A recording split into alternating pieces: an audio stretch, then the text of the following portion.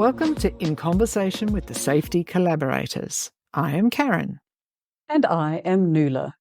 Whether you're a safety professional, a leader, or an individual committed to making a difference, We invite you to join the discussion on creating a culture of safety and care, enabling your team and leaders to design a safer and more productive and collaborative world.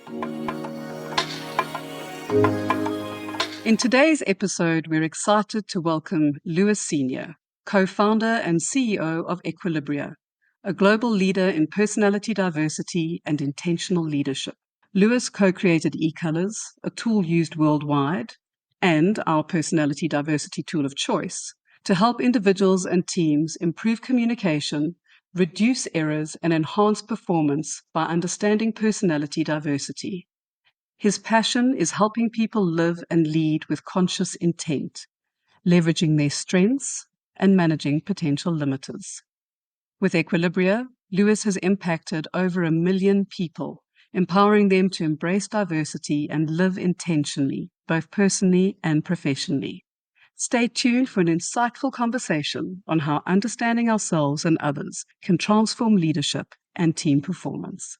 Lewis, it is wonderful to have you joining Karen and I today. Welcome. Thank you. And really looking forward to our discussion.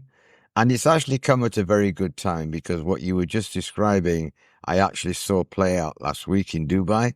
And I think it's a great moment to share some of those learnings. Absolutely wonderful. Before we kick into that, I'm going to ask you, tell us a bit about yourself, but also about your journey of how you got to where you are today. Okay, so I started on oil rigs in 1975 and was astounded to see how many times people were actually getting hurt, maimed, and unfortunately killed for reasons that I couldn't get my head around it. I saw lots of procedures brought in over the years. I was very close to Piper Alpha when it blew up in the 1980s, and all the safety management systems that sprouted from there. But still, people continued to get themselves into situations that probably could have been avoided, and I did not understand what was missing. And so, if rolling on to early 2000s, I was actually working as HSE manager for a large drilling contractor, Transocean, and we had a rig working in Nigeria for Chevron. And unfortunately, there was a fatality there one year in 2022, and I went out as the HSE manager to try and understand what we'd missed. And to cut a long story short, working with the crew one night, I was digging into, what drives them, what motivates them, what are their strengths, what in those days, what we used to call their improvement opportunities, which we now call potential limiters. And one gentleman, a guy called Kevin Bartow, he said, "Why don't you ask us how we can get hurt relative to our personality?" We'd understood a little bit about personality before, but not much. And when the first person answered saying, "My e-color, what we now call e-colors are predominantly yellow-blue, I can get hurt jumping in to help," that switched a massive light bulb on for me. And I suddenly realized that we'd actually missed the whole point around you can have all the procedures in place, you can have all of the physical equipment in place, but if you're not actually addressing the personality, you're going to miss something. I went back to Transocean and said, "Look, I think there's something we're missing here. I think there's more we could be doing." And they said, "Well, you think about it, because we're a drilling contractor. We're not psychologists, but you just keep working on it." So literally a couple of years later, we'd actually decided, four of us who were all with Transocean, decided to leave and start our own company. And while we were setting everything up, there was a really disastrous moment in the same rig, actually, in Nigeria. Gentleman got his fingers cut off one night in the mast. They decided to fly him in to town to get worked on late in the evening. And unfortunately, the helicopter crashed. Pilot died, the co-pilot died, the guy who got hurt died, and the guy who was looking after him died. And I went back to Nigeria to work through the issues they were having. Chevron did a phenomenal job in shutting the rig down and refusing to let the rig go back to work until they could prove they could work incident-free. And during that time, the vice president said to me, "Lewis, I know you're starting your own company. Why don't you start it now and help us sort this issue out?" And we did. And I'm always thankful for the people involved in that. And here we are today, 20 odd years later. I mean, that really was the start. It was around trying to help people understand how they could get hurt and how to manage their own propensities. Isn't it just amazing how we have those light bulb moments?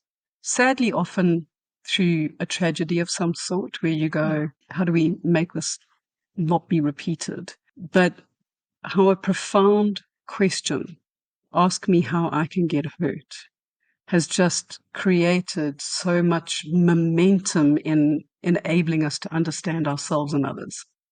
To this day, it is totally humbling to see where we've come from. Originally, we had one little plastic card where we asked a lot of people how they said they could get hurt, and realized pretty quickly that unfortunately, or whichever way you look at it, either fortunately, unfortunately, it's quite predictable.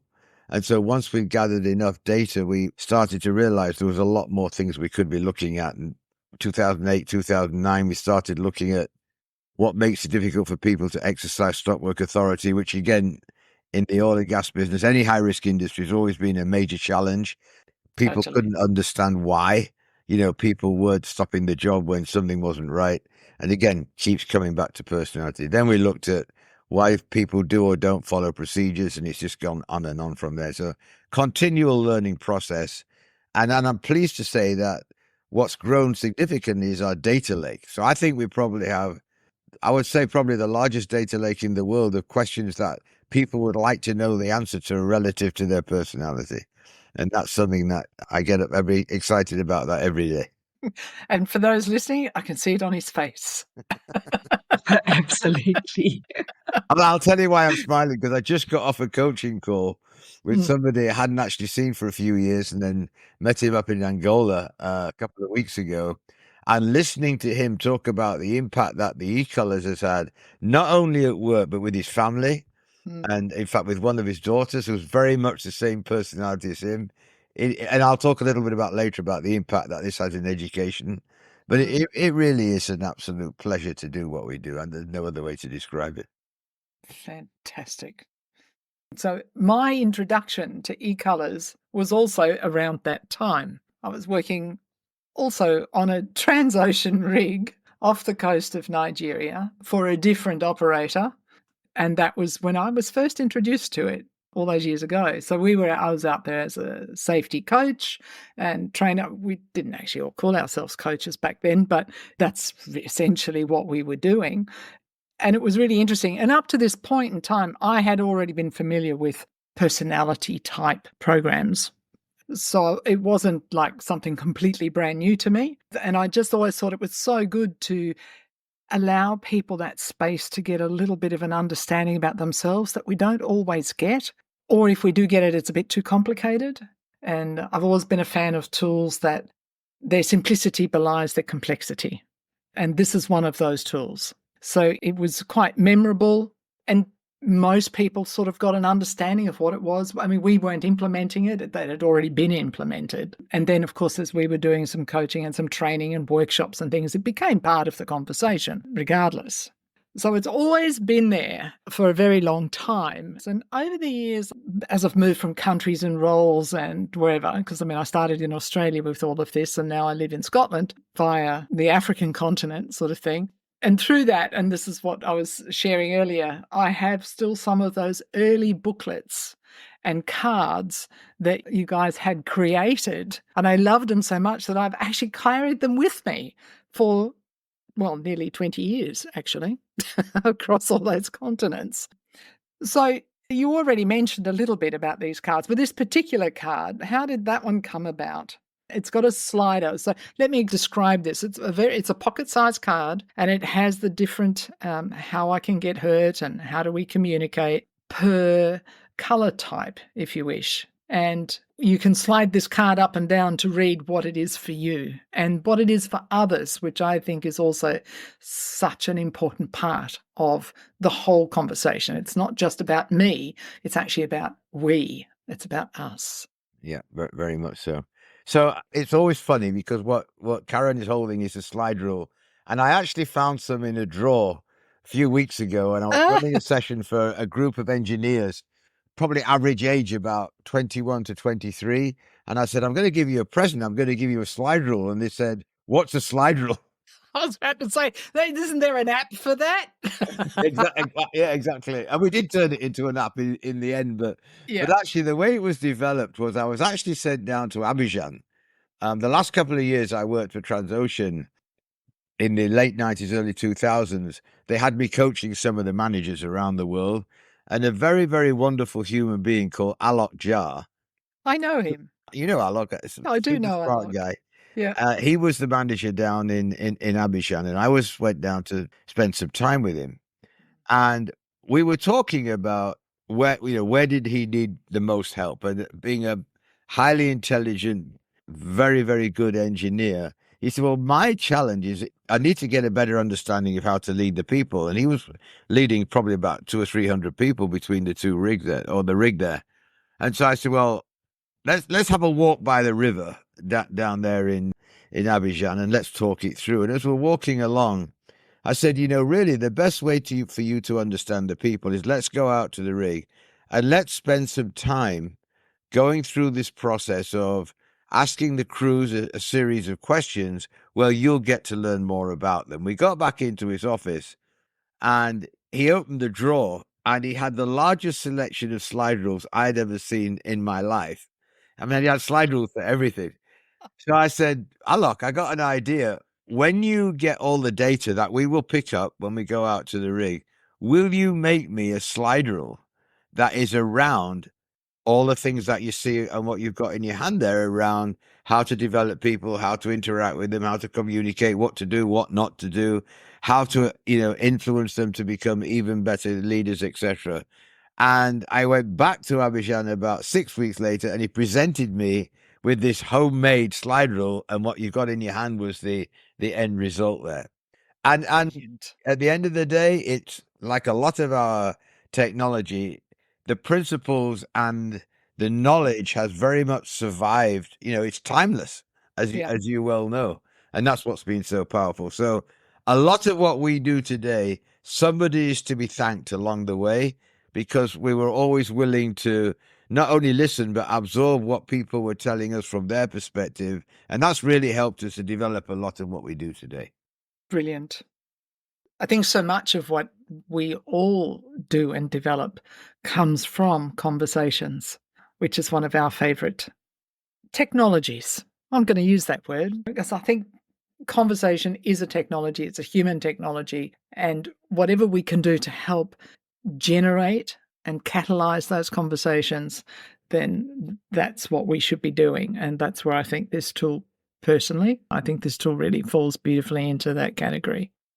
So there was something Lewis said earlier about helping with the questions that people want answers to.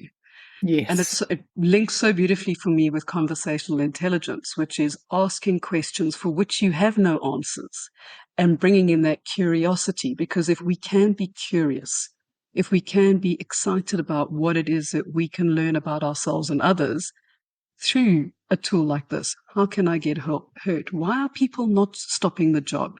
All of those questions, we can create that learning environment in a way that is impactful, empowering, and unique to each person. Very, very much so. There's a thought floating through my head. My mother, who passed away during COVID when she was 96 and a half years old, up until the last year, she would spend 3 nights a week on a suicide line, helping people, just before they jumped off a bridge or shot themselves. And she actually got voted Listener of the Year in Sydney one year. And she said to me, the greatest gift you can give another human being is to listen to them. I coached a superintendent for a long time who said to me one day, why would I ever ask a question I don't know the answer to? So those are the two kind of extremes, if you like. And just like you say, Nuala, we've always been believers in let's find out people's perspective from their personality. And before you know where you are, you've got a much larger bank of information that becomes very useful. Very much so. I think we need to implement that award more often. That is phenomenal. Good idea. Good idea. And I was just thinking as well, I was listening to you, I thought, the journey wasn't just on that one rig for me. It was actually all up and down the west coast of Africa, from Equatorial Guinea to Angola to and many other places. And it can be very life-changing for a lot of people, these conversations, in addition to the whole conversation that we have with them, of course. So I'd love to hear more of your stories and what can we learn from them, the juicy bits. So, well, I think let me start by saying one of the privileges of our role is we get to go all over the world, as you Totally. do, right? Totally. And what's fascinating to me, I think I'm not quite sure of the number, but I know at one point we had a lot of the answers in about 29 different languages. And so you ask somebody how they can get hurt in Australia or Aberdeen or Norway or Equatorial Guinea or wherever, Mm. the answer will be the same in the same order. And that is something that completely and utterly blew my mind when we first started doing this, because I learned early on, just having different flip charts around a room and asking somebody, go and write up there how you could get hurt or what are your strengths, for example.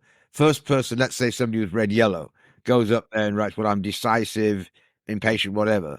And the next red go, well, my answers are already up there. So all of a sudden you began to see, we have to do this another way. So we would actually ask people, just like we do on our sessions that you've been part of, is write your own answers down first, which is really revealing, because very quickly you pick up that, oh, I'm not the only person who thinks like this. And then all of a sudden there's this, area of predictability, if you like. So yeah, I would say that the first aha moment really, or the big one, was around the fact that regardless of where in the world, and there are cultural differences and there are things that make how they would approach a situation a little bit differently. But at the end of the day, we as human beings really can better understand ourselves regardless of where we are. I literally spoke to somebody the other day in Angola who said, why aren't you working with the United Nations? If everybody at least understood their e-colors, half the wars that are going on today probably wouldn't even be happening. And I've got to be honest, I'm 73 years old and realize that, as my friend Dave Payne says, my runway is shorter than it used to be. I would love, before I pass away, to be able to see that some country had actually said, you know what, we need to look at this and really start listening to what the other people are trying to tell us. That makes sense. Completely. Absolutely, because one of the big conversations that Karen and I often have with people is that we aren't trying to be difficult. We're just different. And if we can understand that we are just different, then it takes away the potential for conflict, because you can have a better conversation around that. And you're right. I think if we could get world leaders, not just organizations, to understand that if we help people realize that it's okay to be different, we do not have to be the same. We can think differently, act differently, but from a base of understanding, and then bring it into, well, what does this mean for us as an individual, as a family, as an organization, as a company, as a country? Yeah. Lewis, how do we get into doing this more? Well, I hope between you and a lot of other people that keep interviewing us is that somebody will go, you know what, there's something going on here and we're not paying attention to it. Now, I will tell you that a few years ago, we actually, thanks to Chevron, and I don't mind telling you, it was them who got us going. They actually introduced us into the world of education.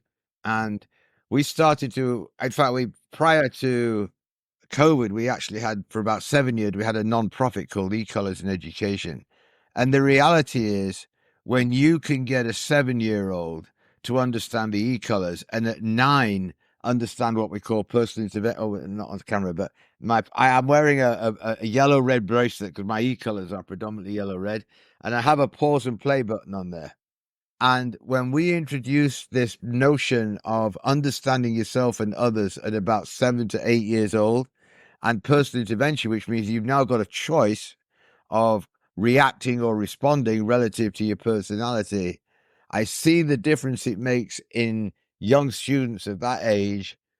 And if there is somebody listening who is able to help us take this fantastic technology into education, more than we have been able to, that's where the future is. Because one day those people will become responsible citizens and they never, ever lose what they learned.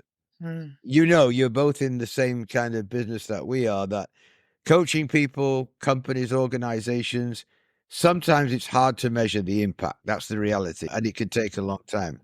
In a school setting, they have a whole set of KPIs which are very easy to track.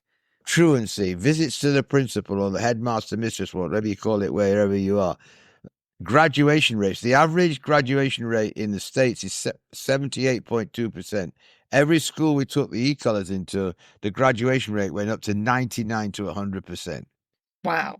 Bullying virtually goes away. Suicide rates go down. There's so many things that these e-colors can really impact people. And let's face it, it's a lot easier to allow the opportunity for an 8-year-old to learn this stuff than it is somebody who's gone through most of their lives and go, well, I don't need this stuff because I've got to where I am and blah, blah, blah, blah. You've heard all that before. But there is an opportunity, which I'm willing every day to try and get an organization large enough to really go, we need to bring this to a greater population. That's one of my little dreams, is let people see the impact it has. So my sense is that, using a technology like this, and I'll use the word technology because you just did also, it bridges quite a few nuances.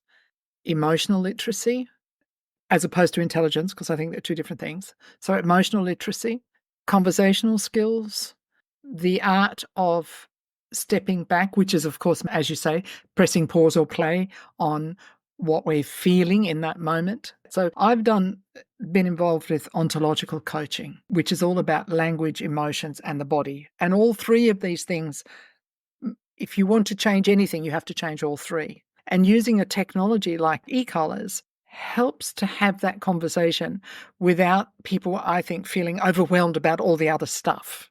Does that make sense? That's how I sort of see it. Yeah, absolutely. As I said the other day, I was in Dubai, and this is a really high performing team today. 4 years ago, they were all over the place, and that's why they asked us to work with them. And it's the same people, so it isn't like they've changed a whole load of people. They have changed a couple, but one of the key things is the people who really needed to change were able to take the feedback they needed to hear, but they'd never heard it in a way where they didn't just completely throw their hands up and kind of walk out. And again, if that feedback had not, if there hadn't been appreciation of the people's personality style, that would never have happened. So yeah, I fully agree with you. And look, there's a lot more to us than our personality. There's a whole character. I mean, you're familiar with and I do call it technology, actually. It's because it very much is, there's a lot of science into what we're doing here. Nothing is pulled out of the air. We don't guess anything. Every statement that's made around the e-colors is from pure data from people of that particular e-color combination. But I do think it's interesting that I don't know of another tool, particularly in industry, that people will actually take home. And a lot of times I think what we see over and over again, in fact, I saw it last week, is people learn something about the e-colors. Maybe they're sure, maybe they're not sure. They take it home, suddenly realize that the whole family dynamic changes once everybody around the table understands it. And then they bring it back to work even more convinced. And I think that's what happened to us in Nigeria, by the way. When we developed our very first pocketbook, I will never forget it. And they didn't have much information in those days, anywhere near what we've got today.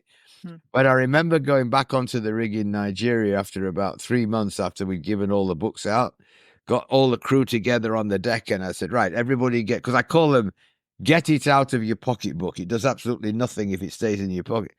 And I said, everybody get your pocketbooks out. And they all started looking at the deck. And I said, please tell me you've got your pocketbooks. They said, yeah, but they're on the kitchen table at home. And then rattle off the name of the 7 kids and what their e-color. And we suddenly realized this is what we had not thought of up till that moment. I love that. That is just phenomenal. I'm actually being exposed a little bit. I have some friends of mine locally, or a friend of mine, and she was struggling with her sons and the differences. And so she's my beautician. So I was having a facial. So doing the things that we do when we have facials. And she was telling me about this son's like this and this son's like that. And I want them to do an assessment and the school doesn't do that anymore. And I thought, oh, well, maybe not realizing what I was asking, to be really honest, what I was suggesting. So maybe we've got a tool. Maybe this could be helpful. So I have now done this for 2 of the boys, but it's going to become a family affair. So this is a bit of unusual territory for me, I have to say, but it's a great learning experience because when you're dealing with family, I mean, it brings a different dynamic to it, I think. Like we'd say that the workplace is family, but when it's actual family, there is a little bit of a difference in there, I think. What do you think? Well, I could tell you, I'm smiling because the very first time, it's funny how all these memories come flooding back, but at the very first time I'd heard, other than in Nigeria, was actually we were running a session in Houston one day, and this lady came up to me at the end of the session. She said, Lewis, you have just made my day. And I said, why is that? She said, and her e-colors are predominantly green-yellow. And green-yellow is somebody who's highly detailed, very analytical, very much a perfectionist, and then likes to share all the things she knows about that particular piece of information. And she said, I want to tell you about what I've been struggling with. She said, I have 3 daughters, and 2 of them are exactly the same as me. I said, well, tell me more. She said, let me invite you a mental picture of my wardrobe. Everything in the wardrobe is by sleeve length, color, season. It is perfect. And I've got 2 daughters who are exactly the same as me. And then she kind of looks up in the sky and says, and I have this 3rd daughter whose room looks like a bomb's gone off in it, And she said, I have been judging the heck out of her until today. And so that realization that, why aren't you like your sisters and myself, was a huge conversation for her. And that happens all the time. It's really, and it's fascinating. And you mentioned it before, actually. There's no doubt in my mind, because I see it somewhere every day, an understanding of what we're talking about here will actually, if they won't, it might not change, but it'll certainly impact people's lives. But we never, ever, ever tell people this will change your life.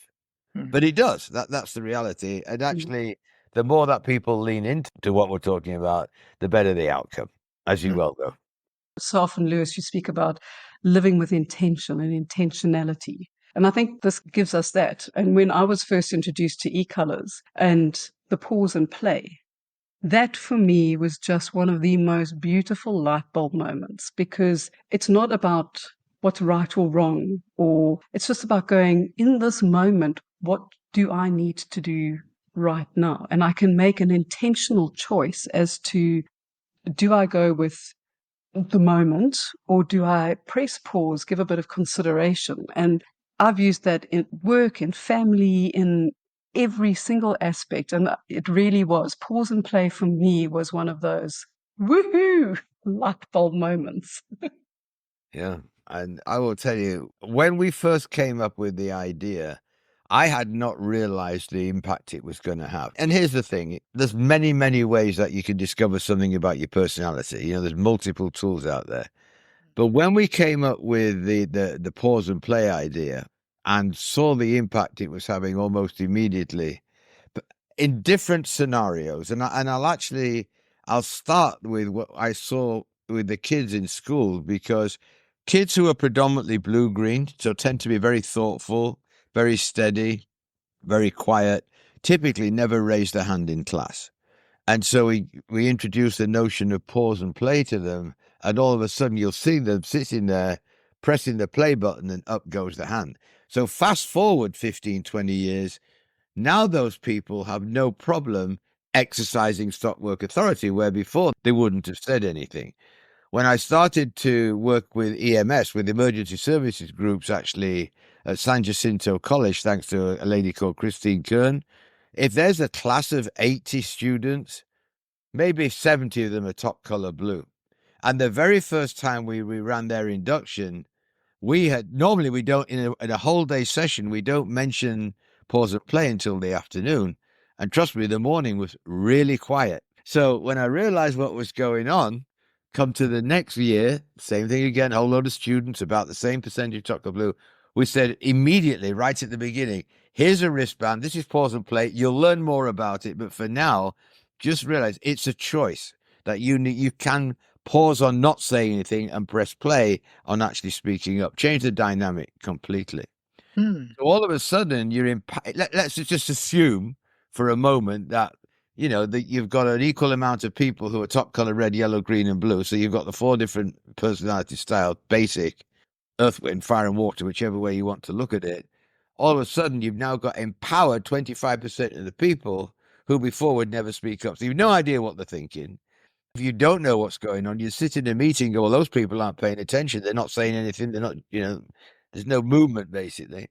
Another side of personal intervention is when we started working with residential treatment centers. So this is recovering alcoholics between the ages of 11 and 16. Laura, my daughter, and I were in a session one day with some highly intelligent kids who just got themselves in a bit of a pickle. They had been given wristbands about 2 weeks before. We got to a break. And 3 of the girls, 15, 16 years old, said, hey, we just want to speak to you and Laura before we go on the break. And we said, what's up? Oh, we just wanted to thank you. I said, thank us for what? Oh, we were going to commit suicide last Saturday and decided to press our pause buttons. And Wow. Laura and I were talking about the other day, this is years ago, but you don't know the impact Oof. that this stuff can happen. No. Yeah. No, Humbling. that's intense. It is. Completely. Yeah. Amazing. Yeah. Amazing. Honestly, what you just said there just gave me goosebumps. If you could see my arms, everything was just standing up on end. And linking back to pressing pause and play and having choice. What do you think are the key ingredients for success in living intentionally? Well, having been somebody who wasn't living intentionally for a long time, I can tell you the difference is startling. I won't go into a lot of detail, but in 2002, I was laying on the floor thinking I was dying. And I wasn't dying. I was just overcommitted to helping as many people as I could, most of whom really didn't want my help, which is a quite normal trait for a top color yellow. And while I was lying on the floor, I literally made 4 promises. I would spend more time with the family. I'd become a better listener, that I'd never have an argument again, and I'd find a way to help people communicate. And immediately after this happened, I finished off having an operation on my throat because I had nodules there from too much public speaking. And as I was being wheeled in to have the operation, the doctor said, now don't forget, when you come out of this operation, you could not speak for 10 days, which for a top color yellow, may as well hit me over the head with a hammer and just kill me right now. But I came out of the operation and it gave me a chance to reassess my life. And I suddenly realized that there was a lot of stuff I was doing that I wasn't being intentional. I was just reacting to things that I thought needed to happen, in a nutshell, if I boil it all down. And so for example, I used to get frustrated of the amount of people that were getting hurt, frustrated when people wouldn't pick up on what we were doing. I used to get annoyed, disappointed. And I made my mind up from when I came out of there, I would never, this is the key, I would never allow myself to get frustrated, annoyed, angry, disappointed ever again. And it was a game changer. And so for a long time, every morning when I'm somewhere in the world, people book walks with me. I like to walk in the morning. So wherever I am, I let people know, I'll be in this place next week. If you want to walk at 5 o'clock in the morning, here we go. And a lot of my walking and thinking partners told me the difference was amazing, because all of a sudden I would stay on track, whereas before there used to be so many thoughts going through my head. So the more, in a nutshell, in answer to your question, the more intentional you are, the better the outcome. It's that simple. And so then the question becomes, how do you maintain a level of awareness to stay intentional? And that's where pause and play comes in. And it happens every moment of every day. There's a choice to be made. And the other thing, I'm sure you're familiar with Covey's circles of control, influence, and concern. I made my mind up never to expend one single heartbeat on things I could do nothing about. So there's lots going on in the world. that could drive you nuts, but I personally can't do anything about it. So I don't allow that into my brain. And that has given me, I would say, a better quality of life. And when I'm with somebody, they have 100% of my attention for the time that I'm with them. And that never used to happen. I used to be all over the place, but I don't know what happened to me. But somewhere in that 2000s period, I literally only have, while I'm speaking to you, nothing else is going on through my brain other than speaking to you, wonderful human beings. Mm. And when that time is on, I've got another coaching call, my focus will be on them. And that's how I run my life today. And it's actually made me, I think, a lot probably better to be around, to be honest with you. People will tell me. And also, as I say, I'm highly intentional about who I'm with. And if people aren't interested in what we do, I don't spend a lot of time trying to convince them they need this in their lives. Our vision is realizing potential. My daughter keeps telling me there are people who have no potential to realize, but we don't always agree on that. But I do think that there are moments when people might not be in the mood to realize their potential, put it that way. But it's you can see I've got intentional leadership. Well, you could sitting behind me here. It's a constant reminder to me that there's so much benefit in being intentional and bringing intentionality to others. And if you think about, again, the kind of science and technology about what we're talking about here, the understanding and appreciation of personality diversity expressed through the e-colors helps you become a lot more intentional. That answers your question. Oh, it absolutely does. I mean, it's fabulous because with you on that one, years ago, I was introduced to that concern, control, influence as well. And I'd made the same decision. So I don't listen to the news anymore on purpose because I can't change it. But I can, if I listen to it, I can influence my mood, my emotion, where I'm at. And being intentional, I mean, I was an absolute shocker with my cell phone. If it was there, even if I was in a room with a bunch of people, I would be like, oh, what's happening out in the world? Who am I talking to that isn't here? And when I realized just how mindless that was being and how selfish that was being, and I changed that, how it has improved my relationships and my mood and my way of being. So, working with this, just from a personal perspective, I know the impact that it has had. And I think, Karen, you can attest to that as well, is over the years how just understanding ourselves better and then that appreciation. I mean, do we get it right all the time? There are moments where Definitely I not. forget to press pause. Yeah. Then go, yeah. And I have to tame my, just for the audience, we have, so I'm a top red yellow.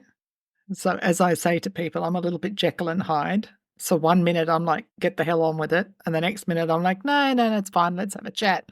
Very confusing for people, including myself. So because they're very close. So Nuala is a yellow blue. And of course, Lewis, you're a yellow red. And I know myself, I have to be very conscious at times about my behaviors and not, pressing pause or press pause on certain feelings and emotions and things that rise up so that we never live in the land of regret. Yeah. Well, I think that's absolutely so good to hear. And here's the other thing, and you just said it, right? We are here for such a short time on this planet. Why not make the most of it? That's my attitude these days. And again, I do want to mention before I forget, I'm really happy that we have this practitioner program now, because I see so many people. I just met somebody in Dubai the other day who, had just become a practitioner under what Mark Wilkins is doing with us. Mm-hmm. And it was so exciting to see him and his wife, actually, who now have a whole different perspective on things that they may not have realized before. And so I'm really excited about what the future could look like, and we'll see how people continue to take this on. But I want to repeat what I said before. I think the world is in a bit of a pickle right now, and if any of your listeners have got any way of allowing us to help others to come to a sensible way of communicating in the future, I'm all in. We are all in, for sure. For sure. I think that we second and third that one. So, right.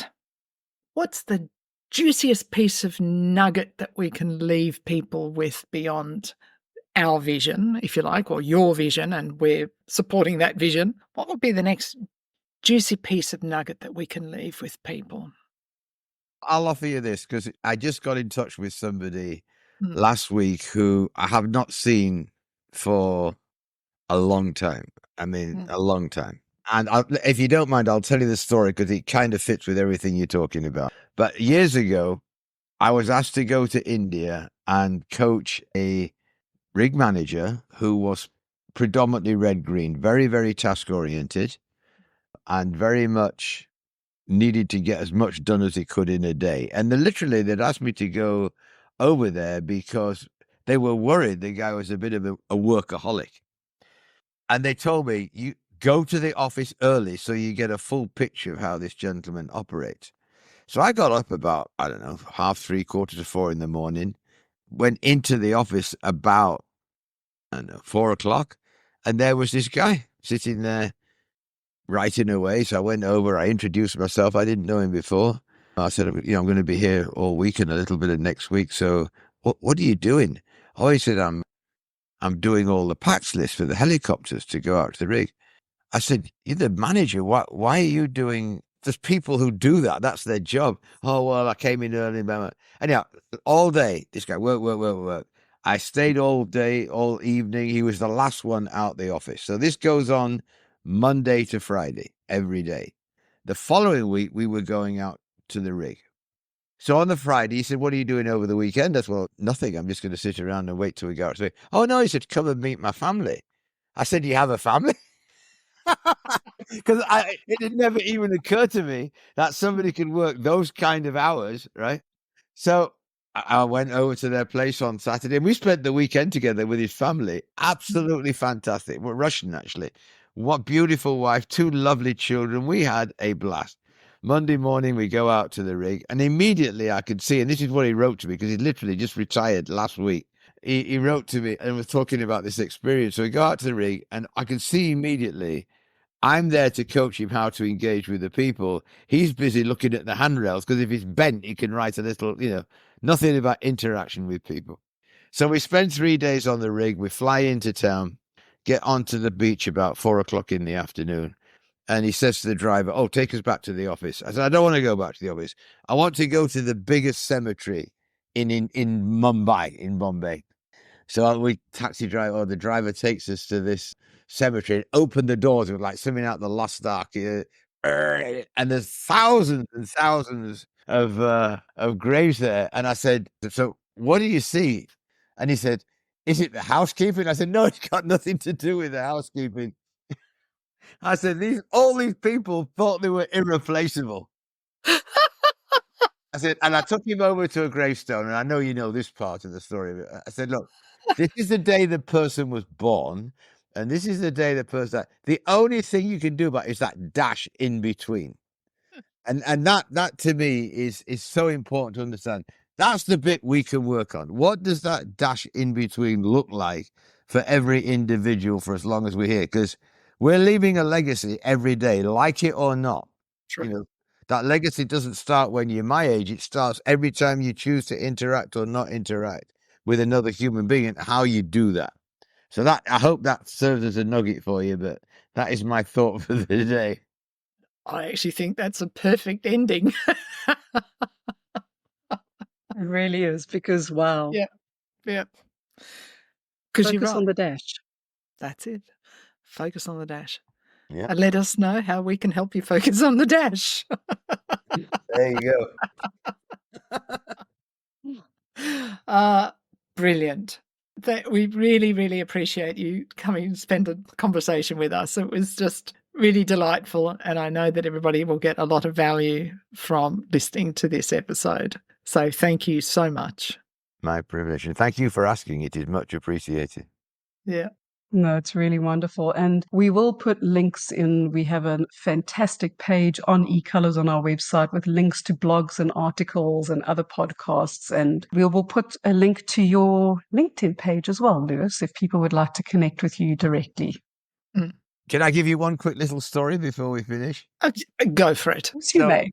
How could we stop a top yellow not giving another So story? years ago, when I lived in Houston, this is back in the 90s. Across the road from where we had the apartment was a really good dry cleaner, an Indian guy. I'll never forget it. And one day I went into the dry cleaner. I said, "Look, I just want to tell you something. You have one of the best dry cleaning services I have ever seen in my life." He says, "I know. Tell your friends."